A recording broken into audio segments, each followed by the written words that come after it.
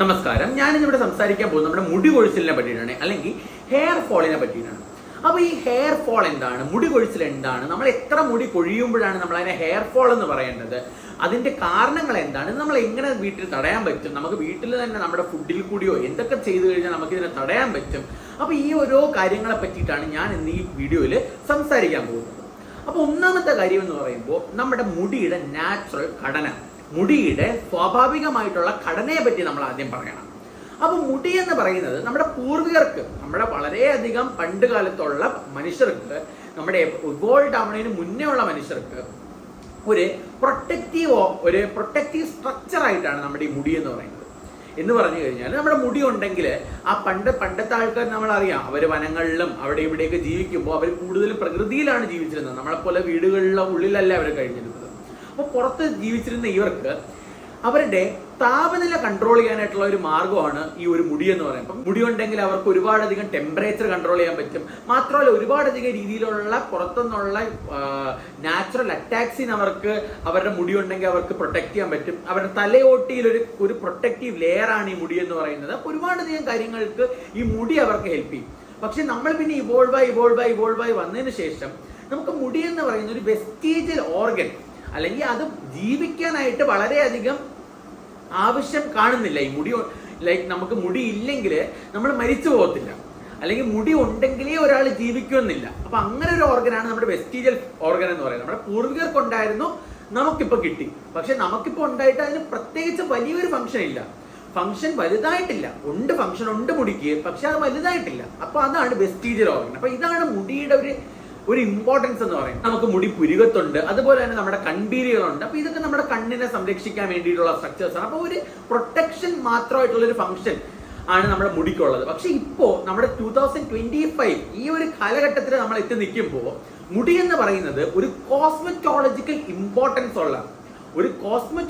Importance ഉള്ള ഒരു structure ആയിട്ട് മാറിക്കഴിഞ്ഞിരിക്കുന്നു. അപ്പൊ അതുകൊണ്ട് തന്നെയാണ് ഇതൊരു പ്രൊട്ടക്റ്റീവ് സ്ട്രക്ചർ എന്ന ഉപരി ഇപ്പോൾ ഒരു കോസ്മെറ്റോളജിക്കൽ, ഒരു എക്സ്ട്രാ ഭംഗി നൽകുന്ന ഒരു സ്ട്രക്ചർ ആയിട്ട് മാറിക്കുന്നത്. അതുകൊണ്ട് തന്നെയാണ് ഈ മുടി കൊഴിച്ചിൽ എന്ന് പറയുന്നത് ഇത്രയധികം വലിയൊരു പ്രശ്നമായിട്ട് ഇന്ന് അഡ്രസ് ചെയ്യുന്നത്. അപ്പൊ നമ്മുടെ മുടിക്ക് 3 ഫേസിലൂടെയാണ് നമ്മുടെ ഒരു മുടി കടന്നു പോകുന്നത്. അതാണ് നമ്മുടെ anagen phase, catagen phase, telogen phase. ഈ ആനജൻ ഫേസ് എന്ന് പറയുമ്പോൾ മുടിയുടെ നാച്ചുറൽ ഗ്രോയിങ് സ്റ്റേറ്റ് ആണ്. എന്ന് വെച്ചാൽ മുടി വളരുന്ന ആ ഒരു സമയത്തിനാണ് നമ്മൾ ആനജൻ ഫേസ് എന്ന് പറയുന്നത്. അപ്പൊ ഈ ആനജൻ ഫേസിലാണ് മുടിക്ക് നീളം വെക്കുന്നത്. നമ്മുടെ ശരീരത്തിലെ 90% മുടിയും ആനജൻ ഫേസിലായിരിക്കും. ഇനി അടുത്തതാണ് കാറ്റജൻ ഫേസ്. കാറ്റജൻ ഫേസ് എന്ന് പറയുമ്പോൾ ഒരു റെസ്റ്റിംഗ് ഫേസ് ആണ്. 1-2% മുടിയാണ് ഈ കാറ്റജൻ ഫേസിലൂടെ ഉള്ളത്. അടുത്തതാണ് ടീലജൻ ഫേസ്. ടീലജൻ ഫേസ് എന്ന് പറയുമ്പോൾ മുടി പൊഴിഞ്ഞു പോകുന്നത്. നമ്മുടെ മുടി ഇപ്പൊ കഴിഞ്ഞു, അത് മെച്ചുറായി പൊഴിഞ്ഞു പോകുന്ന ആ സ്റ്റേറ്റ് ആണ് ടീലജൻ ഫേസ്. അപ്പൊ നമ്മുടെ ശരീരത്തിലെ ഏകദേശം 8% മുടിയും ടീലജൻ ഫേസിലാണ്. ഞാൻ ഈ മുടിയുടെ ഒരു സൈക്കിൾ പറയാനായിട്ട് ഒരു കാരണമുണ്ട്. കാരണം ഈ ഒരു സൈക്കിൾ അറിഞ്ഞാൽ മാത്രമേ, ഈ ഒരു പെർസെൻറ്റേജ് അറിഞ്ഞാൽ മാത്രമേ നമുക്ക് നമ്മുടെ ശരീരത്തിൽ എത്ര മുടി വരെ നോർമലായിട്ട് പൊഴിയും, എത്ര മുടി പൊഴിയുന്നതിനേക്കാളും കൂടുതലാണ് നമുക്ക് ഹെയർ ഫോൾ എന്ന് നമുക്ക് മനസ്സിലാക്കാൻ പറ്റുന്നത്. അപ്പൊ നമ്മുടെ ശരീരത്തിൽ 100 മുടി വരെ നമുക്ക് നാച്ചുറൽ ആയിട്ട് പൊഴിയാം. ഒരു ദിവസം 100 മുടി പൊഴിഞ്ഞാലും നമുക്കത് വളരെയധികം നോർമലാണ്.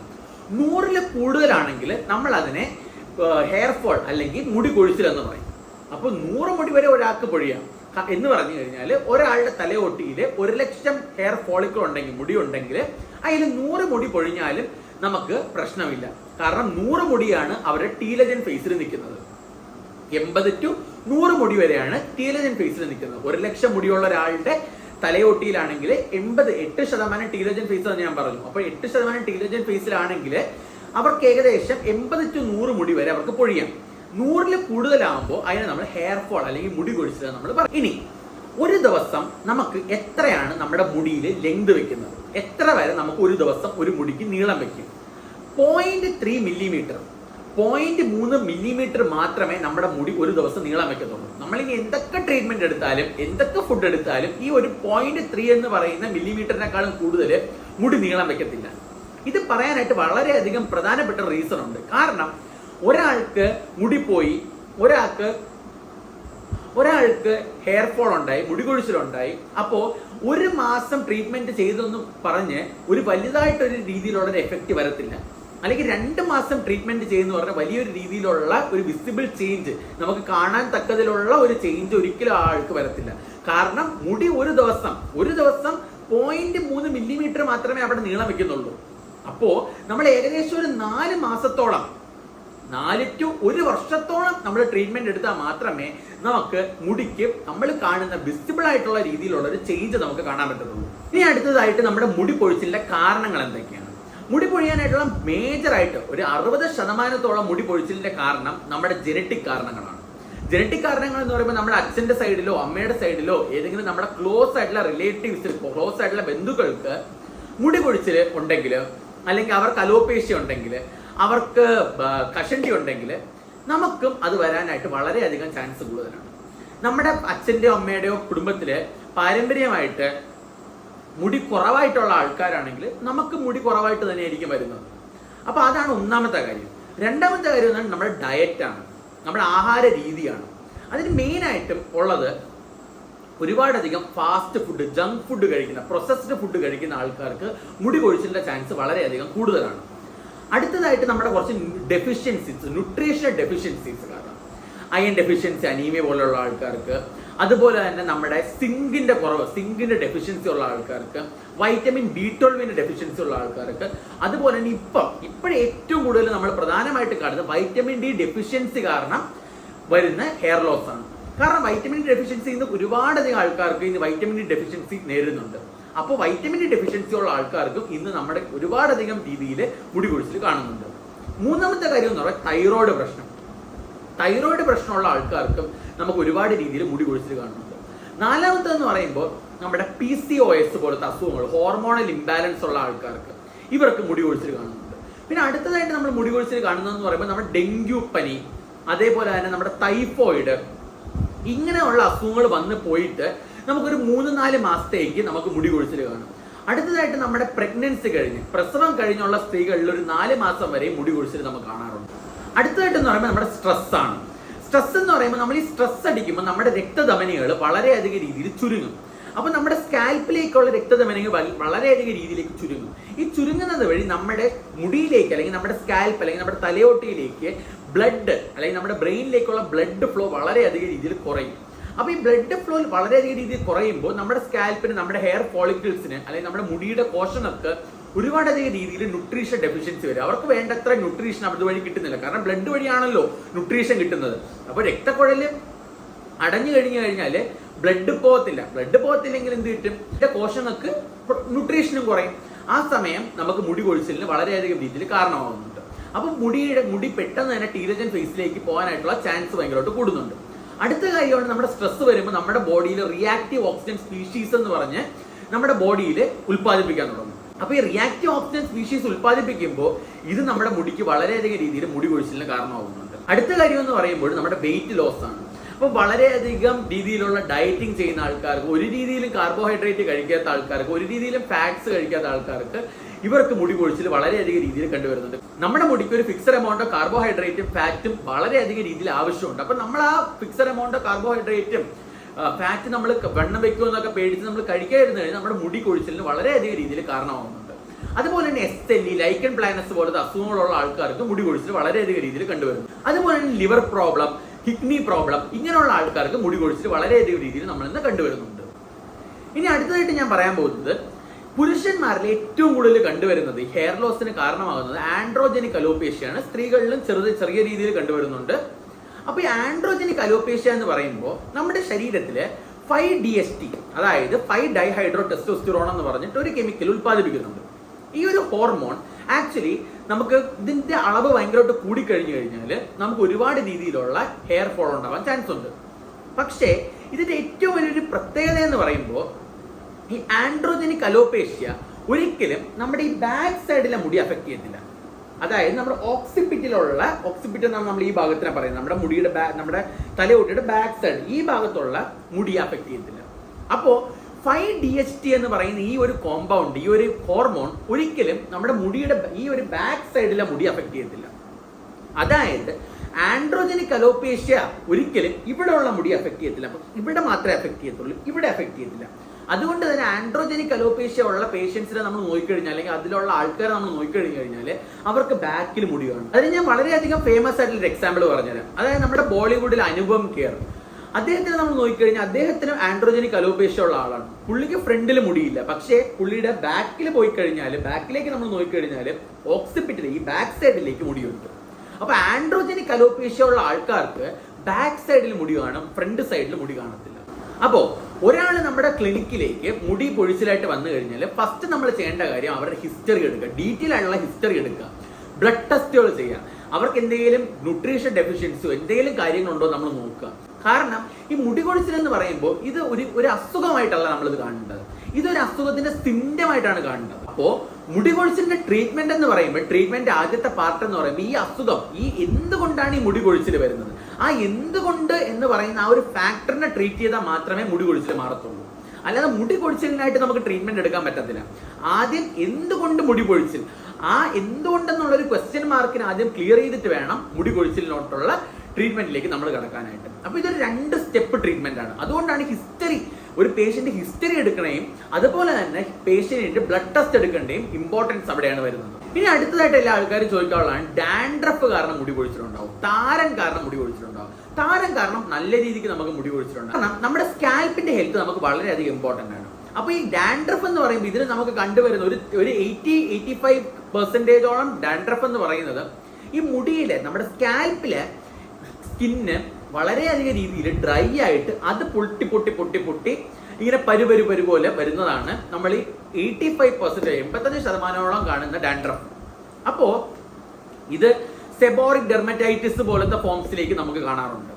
അപ്പൊ ഈ സെബോറിക് ഡെർമറ്റൈറ്റിസും ഡാൻഡ്രഫും ഇതിനെ നമ്മൾ ചികിത്സിച്ച് മാറ്റിയാൽ മാത്രമേ നമുക്ക് മുടി കൊഴിച്ചിൽ മാറ്റാൻ പറ്റുള്ളൂ. കാരണം മുടി കൊഴിച്ചിലിന്റെ തോത് ഇത് വളരെയധികം രീതിയിൽ ഈ ഡാൻഡ്രഫ്, താരനും സെബോറിക് ഡെർമറ്റൈറ്റിസും വർദ്ധിപ്പിക്കുന്നുണ്ട്. അപ്പം നമ്മൾ ആദ്യം ആന്റി ഡാൻഡ്രഫ് ഷാംപൂ അത് നമ്മൾ ഉപയോഗിച്ച് നമ്മൾ മുടി കഴുകി, ആന്റി ഡാൻഡ്രഫ് നമ്മൾ വരുത്തിയ കീറ്റോകൊനസോൾ പോലത്തെയോ നിസ്രോൾ പോലത്തെയോ നമ്മുടെ ഷാംപൂസ് ഇട്ട് കഴുകിയാൽ മാത്രം, അത് നമ്മൾ വെച്ച് കഴുകി നമ്മുടെ ഡാൻഡ്രഫ് കംപ്ലീറ്റ് ആയിട്ട് നമ്മൾ കളഞ്ഞിട്ട് മാത്രമേ നമുക്ക് ഹെയർ ഫോളിന്റെ ട്രീറ്റ്മെന്റിലേക്ക് നമ്മൾ എൻട്രി ആവൂ. അടുത്ത എല്ലാ ആൾക്കാരും ചോദിക്കാറുണ്ട്, മുടിയിൽ എണ്ണ തേച്ചാൽ മതിയോ സെറം തേക്കണോ, എന്താണ് നല്ലത്? ഈ ഹെയർ ഓയിൽ എന്ന് പറയുന്ന ഒരു കാര്യത്തിലേക്ക് പേഴ്സണലി മെഡിക്കൽ ഫീൽഡിലുള്ള പല ആൾക്കാരും ഇതിനൊരു ബിഗ് നോ തന്നെയായിരിക്കും പറയുന്നത്. കാരണം ഈ പലതരത്തിലുള്ള ഹെയർ ഓയിലുകൾ നമ്മുടെ മുടിയിൽ ഒരുപാടധികം രീതിയിലുള്ള ഒരുപാടധികം രീതിയിൽ നമ്മുടെ സ്കാൽപ്പിൽ ഒരു ഗ്രീസി അപ്പിയറൻസ് കൊടുക്കും. ആ സമയം സ്കാൽപ്പിലേക്ക് ഒരുപാടധികം പൊടി അട്രാക്ട് ചെയ്യാനും ഒരുപാടധികം രീതിയിൽ അവിടെ കണ്ടാമിനേഷൻ ഉണ്ടാക്കാനും ഒരുപാട് ബാക്ടീരിയൽ ഗ്രോത്ത് ഉണ്ടാക്കാനും ഇൻഫെക്ഷൻസ് ഉണ്ടാക്കാനും ഇൻഫ്ലമേഷൻസ് ഉണ്ടാക്കാനും ഒക്കെ ഈ തലയിലേക്ക് എണ്ണ തേച്ച് കഴിഞ്ഞാൽ കാരണമാവും. അപ്പൊ ഏറ്റവും നല്ലതെന്ന് പറയുമ്പോൾ നമ്മുടെ ഹെയർ സെറമാണ്. ഹെയർ സെറമാണ് ഏറ്റവും നല്ലതായിട്ട് നമുക്ക് യൂസ് ചെയ്യാൻ പറ്റുന്നത്. അത് ഡയറക്റ്റ് നമ്മുടെ സ്കാൽപ്പിലേക്ക് ഇറങ്ങി ചെല്ലുകയും സ്കാൽപ്പിൽ നമ്മൾ പെനിട്രേറ്റ് ചെയ്യുകയും ചെയ്യും. മാത്രമല്ല നമ്മുടെ മുടിയെ ഒരിക്കലും ഗ്രീസി ആക്കത്തോ അല്ലെങ്കിൽ അത് ഒരിക്കലും ഒരു ബാക്ടീരിയൽ ഗ്രോത്തിനൊന്നും കാരണമാകത്തില്ല. അപ്പൊ ഏറ്റവും ബെസ്റ്റ് എന്ന് പറയുമ്പോൾ ഹെയർ സെറം തന്നെയാണ്. അപ്പൊ എന്ത് ഹെയർ സെറമാണ് വാങ്ങിക്കേണ്ടത്? അപ്പൊ ഹെയർ സെറം വാങ്ങിക്കുമ്പോൾ എന്താ കണ്ടന്റ് ഉണ്ടെന്നാണ് നമ്മൾ ശ്രദ്ധിക്കേണ്ടത്. അത് മെയിനായിട്ട് നമ്മൾ ശ്രദ്ധിക്കേണ്ട റോസ്മേരി ഓയിൽ വളരെയധികം നല്ലൊരു കണ്ടന്റ് ആണ് മുടി നമുക്ക് വളരാനായിട്ട്. അതുപോലെ തന്നെ അനാഗെയിൻ എന്ന് പറഞ്ഞൊരു സബ്സ്റ്റൻസ്, അതുപോലെ തന്നെ റിഡൻസിൽ എന്ന് പറഞ്ഞിട്ടൊരു സബ്സ്റ്റൻസ്, ഇതെല്ലാം നമ്മുടെ മുടിയിലെ ഹെയർ സെറത്തിലുണ്ടെങ്കിൽ അത് വളരെയധികം നല്ലതാണ്. കാരണം ഒരുപാടധികം രീതിയിൽ നമ്മുടെ മുടിയുടെ ഗ്രോത്തിനെ പ്രൊമോട്ട് ചെയ്യുന്നതാണ് ഈ റിഡൻസിലും അനാഗെയിനും പോലത്തെ സബ്സ്റ്റൻസ്. അപ്പോൾ റിഡൻസിലും അനാഗെയിനും നമ്മൾ റോസ്മേരിയുടെ കൂടെ ഉപയോഗിക്കുമ്പോൾ റോസ്മേരിയുടെ എഫക്റ്റ് വളരെയധികം രീതിയിൽ കൂടുകയും വളരെയധികം നല്ല രീതിയിൽ നമ്മുടെ മുടിക്ക് ഗ്രോത്ത് ഉണ്ടാകുകയും കണ്ടുവരുന്നുണ്ട്. അടുത്ത ആളുകൾ ചോദിക്കാറുണ്ട്, സ്വയംഭോഗം മാസ്ട്രുബേഷൻ ചെയ്യുന്നത് വഴി നമുക്ക് മുടി കൊഴിച്ചിലുണ്ടാവുമെന്ന്. ഒരിക്കലും സ്വയംഭോഗം ചെയ്യുന്നെന്ന് പറഞ്ഞിട്ടോ ഈ മാസ്ട്രുബേഷൻ ചെയ്യുന്നെന്ന് പറഞ്ഞിട്ടോ ഒരിക്കലും മുടി കൊഴിച്ചിൽ ഉണ്ടാവത്തില്ല. ഇതൊക്കെ വളരെയധികം രീതിയിലുള്ള മിത്താണ്. അത് കാര്യം നമുക്ക് എങ്ങനെയും മുടി കൊഴിച്ചിൽ നമുക്ക് വീട്ടിൽ തന്നെ ട്രീറ്റ് ചെയ്യാൻ പറ്റും. ആദ്യം തന്നെ നമ്മൾ മനസ്സിലാക്കേണ്ടത്, മുടി കൊഴിച്ചിൽ വരുന്നുണ്ടെങ്കിൽ ആദ്യം തന്നെ നല്ലൊരു ഡെർമറ്റോളജിസ്റ്റിനെ കൊണ്ടുപോയി കാണിക്കുക. തുടക്കത്തിൽ തന്നെ നമ്മൾ ട്രീറ്റ് ചെയ്ത് മാറ്റുക. പിന്നെ നമ്മൾ നല്ല രീതിയിലുള്ള ഡയറ്റ് എടുക്കുക. ഒരുപാട് ഫ്രൂട്ട്സ് കഴിക്കുക, ഒരുപാട് വെജിറ്റബിൾസ് കഴിക്കുക, ഒരുപാട് വെള്ളം കുടിക്കുക. പിന്നെ അതുപോലെ തന്നെ നമുക്ക് ഒരുപാട് നല്ല രീതിയിൽ ഗ്രീൻ ടീ കുടിക്കുക. കാരണം ഗ്രീൻ ടീ നമ്മുടെ റിയാക്റ്റീവ് ഓക്സിഡൻ സ്പീഷീസിനെ അത് കളയാനായിട്ട് ഏറ്റവും നല്ലതാണ്. അപ്പോൾ anti inflammatory properties green tea കൊണ്ട് കുടിക്കുക.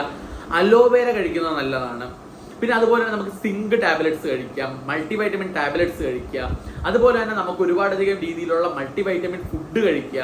പിന്നെ കാർബോഹൈഡ്രേറ്റ് ഫുഡ് കഴിക്കുക. ഒരുപാട് രീതിയിലല്ല, മോഡറേറ്റ് രീതിയിൽ നമുക്ക് വേണ്ടത്ര അളവിലുള്ള ഒരു ബാലൻസ് ഡയറ്റ്. അതിൻ്റെ അകത്ത് കാർബോഹൈഡ്രേറ്റും പ്രോട്ടീൻസും ഫാറ്റ്സും നെസസറി ആയിട്ടുള്ള ഫാറ്റും എല്ലാം നമുക്ക് വേണം. പിന്നെ നല്ല ഫാറ്റി ആസിഡ്സ് നമ്മൾ കഴിക്കുക. ഫാറ്റി ആസിഡ്സ് എന്ന് പറയുമ്പോൾ വളരെയധികം എസെൻഷ്യൽ ഫാറ്റി ആസിഡ്സ്, നമ്മുടെ ഒമേഗ 3 പോലത്തെ ഫാറ്റി ആസിഡ്സ്, അത് ഒരുപാടധികം നമ്മുടെ ചാള, മത്തി എന്നൊക്കെ പറയുന്ന ആ മീനിൽ, അയലയിലൊക്കെ ഒരുപാടധികം കൂടുതലുണ്ട്. അപ്പൊ അങ്ങനെയുള്ള നെത്തോലി, ഇങ്ങനത്തെ മീൻ നമ്മൾ കഴിക്കുക. അപ്പൊ ഇതുവഴി നമുക്ക് ഒരുപാടധികം എസെൻഷ്യൽ ഫാറ്റി ആസിഡ്സ് കിട്ടും. അപ്പൊ അത് കഴിക്കുക. പിന്നെ പംകിൻ സീഡ്സ് കഴിക്കാൻ നല്ലതാണ്, സൺഫ്ലവർ സീഡ്സ് കഴിക്കാൻ നല്ലതാണ്, ബ്രൊക്കോളി കഴിക്കാൻ നല്ലതാണ്, ഇലക്കറികൾ, ചീര, മുരിങ്ങയില, ഇതെല്ലാം കഴിക്കുന്നത് വളരെയധികം നല്ലതാണ്. മുരിങ്ങയില നമ്മൾ സ്ഥിരമായിട്ട് നമ്മുടെ കറികളിൽ ഇൻക്ലൂഡ് ചെയ്തിട്ടുണ്ടെങ്കിൽ നമുക്ക് വളരെയധികം രീതിയിൽ നമ്മുടെ ഹെയർ ഫോള് നമുക്ക് മാറ്റാൻ പറ്റും. അപ്പൊ അതുകൊണ്ട് മുരിങ്ങയില കഴിക്കുക. അപ്പൊ ഇതെല്ലാം എന്ന് പറയുന്നത് നമുക്ക് മുടി കൊഴിച്ചിലിനെ പ്രിവെന്റ് ചെയ്ത് നിർത്താനും നമുക്ക് വരാതിരിക്കാൻ ശ്രമിക്കാനും, അല്ലെങ്കിൽ ഇപ്പൊ നമ്മുടെ ഫാമിലിയിൽ, നമ്മുടെ കുടുംബത്തിൽ ആർക്കെങ്കിലും, അല്ലെങ്കിൽ നമ്മുടെ അച്ഛനോ അമ്മയ്ക്കോ അല്ലെങ്കിൽ ക്ലോസ് ആയിട്ട് റിലേറ്റീവ്സിനോ മുടി കൊഴിച്ചിലോ കഷണ്ടിയോ ഉണ്ടെങ്കിൽ നമ്മൾ ഈ ഒരു ഇങ്ങനെയുള്ള സ്റ്റെപ്സ് നമ്മൾ ഫോളോ ചെയ്ത് കഴിഞ്ഞാൽ പെട്ടെന്ന് വരണ്ട, അല്ലെങ്കിൽ നമ്മുടെ 5 വർഷത്തിൽ വരേണ്ട മുടി കൊഴിച്ചിൽ നമുക്ക് 10 വർഷത്തിലേക്ക് നീട്ടിവെക്കാം, അല്ലെങ്കിൽ 20 വർഷത്തേക്ക് നീട്ടിവെക്കാം. അപ്പൊ വളരെയധികം നല്ലൊരു ലൈഫ് സ്റ്റൈൽ ഉണ്ടെങ്കിൽ മാത്രമേ നമ്മൾ പ്രോപ്പറായിട്ട് എക്സസൈസ് ചെയ്യുക. അപ്പൊ ഇങ്ങനെയൊക്കെ ചെയ്യുമ്പോൾ നമുക്ക്, അല്ലെങ്കിൽ നമ്മുടെ സ്ട്രെസ് അടിക്കാതിരിക്കുക. അപ്പൊ ഈ ഒരു കാര്യം, സ്ട്രെസ് മാനേജ്മെന്റും ഇതെല്ലാം നമ്മൾ ചെയ്യുമ്പോൾ നമുക്ക് എന്താ പറ്റുന്നതെന്ന് വെച്ചാൽ, നമ്മുടെ ഫാമിലിയിൽ നമുക്ക് മുടി കൊഴിച്ചിലിന്റെ ഒരു പാരമ്പര്യം ഉണ്ട്. നമുക്കൊരു 5 വർഷത്തിൽ വരണ മുടി കൊഴിച്ചിൽ നമുക്ക് 10 വർഷത്തിലേക്ക് നീട്ടി വെക്കാൻ പറ്റും. ഇനി മുടി കൊഴിച്ചിലുണ്ടെങ്കിൽ നമ്മൾ ഡെർമറ്റോളജിസ്റ്റ് കാണുക, വീട്ടിലെ ട്രീറ്റ്മെന്റ് ചെയ്യാൻ നിൽക്കരുത്. ഡെർമറ്റോളജിസ്റ്റ് കണ്ട് പ്രോപ്പർ ആയിട്ടുള്ള ട്രീറ്റ്മെന്റ് നമ്മൾ ഡെർമറ്റോളജിസ്റ്റിനെ തന്നെ എടുക്കുക. ഇതിനടുത്ത് ഞാൻ ഒരുപാടായിട്ട് കണ്ടുവരുന്ന ഒരു കാര്യമാണ് ഉള്ളി നീര് നമ്മൾ എടുത്ത് തേക്കും. ഒരുപാട് ആൾക്കാർ ഉള്ളിനീര് എടുത്ത് തേക്കുന്ന ആൾക്കാരുണ്ട്. എപ്പോഴും മനസ്സിലാക്കേണ്ട കാര്യം എന്ന് പറഞ്ഞാൽ, ഉള്ളിനീരിന്റെ അകത്ത് ഒരുപാടധികം സൾഫർ ഉണ്ട്. ഉള്ളി കഴിക്കുന്നത് വളരെ നല്ലതാണ്, കാരണം ഉള്ളിയിൽ സൾഫർ ഉണ്ട്. സൾഫർ ഒരുപാടധികം മുടിക്ക് ഹെൽപ്പ് ചെയ്യും, കാരണം സൾഫർ ബോണ്ടാണ് നമ്മുടെ മുടിയിലുള്ളത്. അപ്പൊ ഈ സൾഫർ വെച്ചിട്ടാണ് നമ്മുടെ മുടിയുടെ കെമിക്കൽ സ്ട്രക്ചറിൽ സൾഫറിന് വളരെയധികം രീതിയിലുള്ള ഒരു റോൾ ഉണ്ട്. അപ്പൊ ഈ സൾഫർ നമ്മൾ ഉള്ളി കഴിക്കുന്നത് വളരെ നല്ലതാണ്. പക്ഷെ നമ്മൾ ഈ ഉള്ളി നമ്മുടെ തലയിലേക്ക് തേക്കുമ്പോൾ നമുക്കറിയാം, ഉള്ളി നമ്മൾ അരിയുമ്പോൾ നമ്മുടെ കണ്ണ് നീറും, അപ്പോൾ കണ്ണിന് ഇറിറ്റേഷൻ ഉണ്ടാക്കും. സെയിം തന്നെ നമ്മുടെ സ്കിന്നിന് ഇറിറ്റേഷൻ ഉണ്ടാക്കും. അപ്പൊ ഒരിക്കലും ഉള്ളി നീരൊന്നും നമ്മൾ എടുത്ത് തേക്കും. ഇതിനടുത്ത് ഒരുപാട് ആൾക്കാർ ചോദിക്കാറുള്ള കാര്യം, ഹെയർ ഗമ്മീസ് കഴിക്കുന്നത് നല്ലതാണോ? അപ്പൊ ഞാൻ ഒരിക്കലും ഹെയർ ഗമ്മീസ് പ്രൊമോട്ട് ചെയ്യുന്ന ഒരാളല്ല. ഹെയർ ഗമ്മീസ് കഴിക്കുന്നതിൽ ഞാൻ വളരെയധികം യൂസ് കാണുന്നില്ല. അതിനേക്കാൾ ഏറ്റവും നല്ല മൾട്ടിവൈറ്റമിൻ ടാബ്ലറ്റ്സ് കഴിക്കുക, ഒരുപാട് പ്രോട്ടീൻ റിച്ച് ഫുഡ് കഴിക്കുക, ഇതൊക്കെയാണ് ഏറ്റവും നല്ല. അപ്പൊ നമ്മുടെ മുടിക്ക് മാത്രമായിട്ടൊരു ഗമ്മി എന്ന് പറയുന്നത് ഞാൻ അത് വലുതായിട്ടൊരു ഇത് കാണുന്നില്ല. അടുത്ത് ഗമ്മീസ്, ഇപ്പൊ ബയോട്ടിൻ ഗമ്മീസ് ഉണ്ട്. അപ്പൊ ബയോട്ടിൻ ഗമ്മീസ് കഴിക്കാനേക്കാൾ ഏറ്റവും നല്ല നമുക്ക് ബയോട്ടിൻ കഴിക്കാം, നാച്ചുറൽ ആയിട്ട് കിട്ടുന്ന ബയോട്ടിൻ കഴിക്കും. ഒരു പിടി കപ്പലണ്ടി എല്ലാ ദിവസം കഴിക്കുക. ഒരു പിടി കപ്പലണ്ടി കഴിച്ചാൽ തന്നെ അതിൽ നമുക്ക് നല്ല രീതിക്ക് നമുക്ക് ബയോട്ടിൻ കിട്ടുന്നുണ്ട്. അപ്പൊ അങ്ങനെ കഴിക്കുക. ഗമ്മീസിനോട് ഞാൻ ഗമ്മീസ് പ്രൊമോട്ട് ചെയ്യുന്ന ഒരാളല്ല. അടുത്ത് ഞാൻ കണ്ടിട്ടുള്ള വേറൊരു കാര്യം എന്ന് പറഞ്ഞാൽ, ഒരുപാടധികം ആൾക്കാർ നമ്മുടെ ഡോക്ടേഴ്സിനോട് ചോദിക്കുക തന്നെ മിനോക്സിഡിലും ഫെനാസ്ട്രൈഡ് പോലത്തെ സബ്സ്റ്റൻസസ് അല്ലെങ്കിൽ മെഡിസിൻസ് വാങ്ങിച്ച് പുരട്ടാറുണ്ട്. അപ്പൊ എനിക്ക് പറയാനുള്ളത്, ഈ ഫെനാസ്ട്രൈഡോ മിനോക്സിഡോ നമ്മൾ അധിക നാൾ ഉപയോഗിച്ച് കഴിഞ്ഞാൽ ടക്കിഫിലാക്സിസ് ഉണ്ടാകും. അപ്പൊ ടക്കിഫിലാക്സിസ് എന്ന് പറഞ്ഞാൽ ഏതൊരു ഡ്രഗ് നമ്മൾ അധിക നാൾ ഉപയോഗിച്ച് കഴിഞ്ഞാൽ അതിന്റെ എഫക്റ്റ് ഉണ്ടാവത്തില്ല. അപ്പൊ കറക്റ്റ് ആയിട്ട് ഒരു ഡെർമറ്റോളജിസ്റ്റിന് മാത്രമേ ഇതിന്റെ കറക്റ്റ് ആയിട്ടുള്ള ലെവൽസ് നിങ്ങൾക്ക് ആ കറക്റ്റ് ഡോസിൽ നമുക്ക് എഴുതി തന്ന ആ ഡോസിനെ കുറച്ച് കൊണ്ടുവന്ന് സ്റ്റോപ്പ് ചെയ്യാൻ പറ്റും. അപ്പൊ നമ്മൾ എപ്പോഴും ഒരേ ഡോസിൽ നമ്മൾ തേച്ച് കഴിഞ്ഞാൽ നമുക്ക് ടക്കിഫിലാക്സിസ് വരികയും ചെയ്യും. പിന്നെ ഈ മരുന്നിന് ഒരു എഫക്റ്റും ഉണ്ടാവത്തില്ല, സൈഡ് എഫക്ട്സും കൂടും. ദയവ് ചെയ്ത് മിനോക്സിഡും ഫെനാസ്ട്രൈഡും ഒന്നും നിങ്ങൾ സ്വയമായിട്ട് വാങ്ങിച്ച് തേക്കാതിരിക്കുക. അത് പ്രോപ്പർ ആയിട്ടുള്ള ഡെർമറ്റോളജിസ്റ്റിനെ കണ്ട് കറക്റ്റ് ആയിട്ടുള്ള മരുന്ന് നമ്മൾ അവിടെ നിന്ന് എഴുതി മേടിക്കുക, കറക്റ്റ് ആയിട്ട് ട്രീറ്റ്മെന്റ് എടുക്കുക, 4-5 മാസത്തോളം ട്രീറ്റ്മെന്റ് എടുക്കുക. ചില ആൾക്കാർക്ക് 1 വർഷം വരെയും ട്രീറ്റ്മെന്റ് എടുത്താൽ മാത്രമേ ഒരു വിസിബിൾ ആയിട്ടുള്ള ചേഞ്ച് ഉണ്ടാവത്തുള്ളൂ. അപ്പൊ ഐ തിങ്ക് ഞാൻ മുടി കൊഴിച്ചിലിനെ പറ്റിയിട്ടുള്ള ഒരുപാടധികം കാര്യങ്ങൾ ഞാൻ ഈ വീഡിയോ ഡിസ്കസ് ചെയ്തിട്ടുണ്ട്. അപ്പോൾ നിങ്ങൾ ഈ വീഡിയോ മാക്സിമം നിങ്ങളുടെ ഫ്രണ്ട്സിനും ഫാമിലി മെമ്പേഴ്സിനും എല്ലാ ആൾക്കാർക്കും ഷെയർ ചെയ്യുക. ഈ അറിവ് മാക്സിമം ആളുകളിലേക്ക് നിങ്ങൾ എത്തിക്കുക. എന്റെ വീഡിയോ ഇഷ്ടപ്പെട്ടെങ്കിൽ വീഡിയോ ലൈക്ക് ചെയ്യാൻ മറക്കരുത്. കൂടെ തന്നെ എന്റെ ചാനൽ സബ്സ്ക്രൈബ് ചെയ്യാത്തവരാണെങ്കിൽ പെട്ടെന്ന് തന്നെ എന്റെ ചാനൽ സബ്സ്ക്രൈബ് ചെയ്യേണ്ടതാണ്. Till then, it's me Pranav P. Nair signing off. Bye bye.